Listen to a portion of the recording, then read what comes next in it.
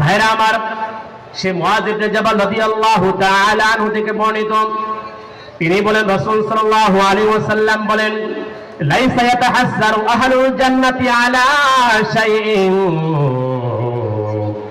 জান্নাতবাসীরা জান্নাতে যাওয়ার পর কোন জিনিস নিয়ে আফসোস করবে না, ইল্লা আলা সাতিম, তবে ওই সময় নিয়ে জান্নাতবাসীরা আফসোস করবে।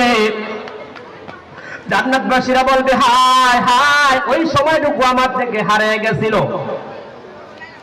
ইল্লা আলা সাতিন লাম ইয়াযকুরুল্লাহ আযজা ওয়া জাল্লা ফীহিন্না, যে সময়টুকু মুমিন বান্দা জিকির থেকে গাফিল ছিল, যে সময়টা মুমিন বান্দা জিকিরের মধ্যে কাটায় নাই, সে সময়টুকু নিয়ে স্বয়ং জান্নাতবাসীরা জান্নাতে যাওয়ার পর আফসোস করবে।